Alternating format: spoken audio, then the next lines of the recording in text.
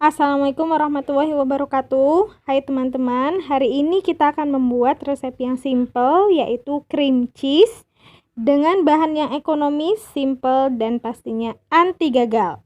Jadi kalau kita punya stok ini, kita bisa aplikasikan ke resep-resep lainnya, seperti Korean garlic bread yang lagi ngetren, terus filling roti, atau cake-cake yang lain. Jadi sebenarnya ada dua cara untuk membuat homemade cream cheese. Yang pertama yaitu dengan cara mengekstrak curd dari susu cair. Yang kedua adalah dengan mengolah keju yang memang sudah jadi untuk dijadikan ke dalam bentuk lain, yaitu bentuk krim. Aku lebih memilih cara yang kedua karena menurutku lebih hemat bahan dan lebih mudah. Oke, langsung aja kita ke tutorialnya. Tonton videonya sampai habis ya. Jangan di skip-skip dan jangan lupa recook.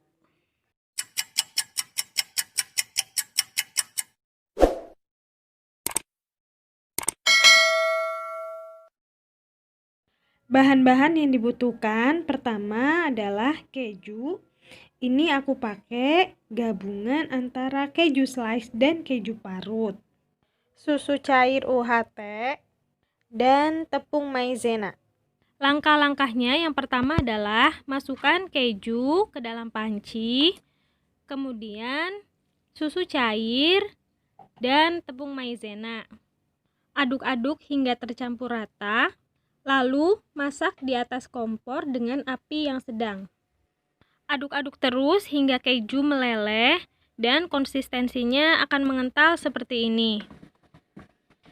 Nah, ini dia hasilnya, masih kelihatan bergerindil, jadi akan kita haluskan dulu.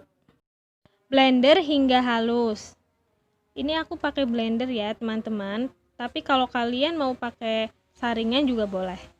Dan setelah halus seperti ini, kita pindahkan ke wadah. Kalian bisa lihat ya, hasilnya seperti ini.